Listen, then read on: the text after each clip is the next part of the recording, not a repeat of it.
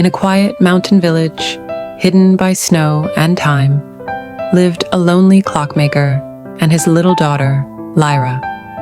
The village was serene, with snow cloaking its small cottages.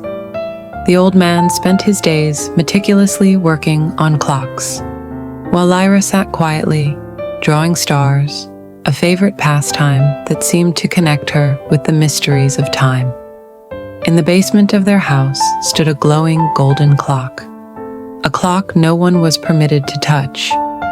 It had no numbers, only stars graced its face. The dimly lit basement housed this giant mystical clock that radiated a blue-gold light. Lyra, ever curious, often found herself peeking at it. One winter night, as the winds howled outside, Lyra heard the forbidding clock chime midnight for the first time. Entranced, she descended the stairs, clutching a flickering candle for light. The clock's hands, striking 12, cast an ethereal glow, drawing her closer. As she reached out, driven by an irresistible allure, the stars on the clock face glowed brighter.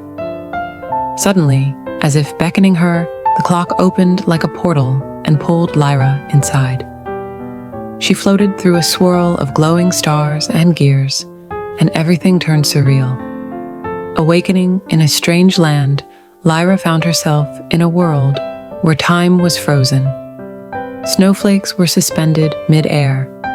People stood still in motionless activities. It was a surreal landscape, with birds captured in mid-flight and the silent echoes of children laughing but paused. Lyra, bewildered, walked through the stillness. There she met others, souls trapped over the years when they dared to touch the clock. They hadn't aged or moved. Their faces told stories of long-held despair. A little boy, barely a whisper, said, "Only the chosen can break the frozen hour." To escape, Lyra learned she had to sacrifice her most cherished memory, her mother's lullaby. Her heart ached as she stood before a magical hourglass, the vision of her mother softly singing slipping away.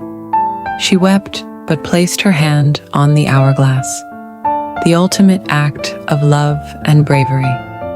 With her sacrifice, there was a flash of golden light, and the frozen world unfroze. Snow began to fall anew, birds resumed their flight, and people continued their movements. Through tears, Lyra smiled as others cheered. The clock began to tick once more. Lyra awoke back in the basement, where the golden clock had vanished. Her father stood in the doorway, a soft smile illuminating his face. She hugged him, feeling the warmth of a faint echo of the lullaby playing in the background, though the memory of the song eluded her. That night, the stars gleamed serenely brighter. Though Lyra could not recall the melody, she found solace in knowing she had saved time itself. Gazing up at the night sky from her window, she felt the whispering winds offer her a soft smile.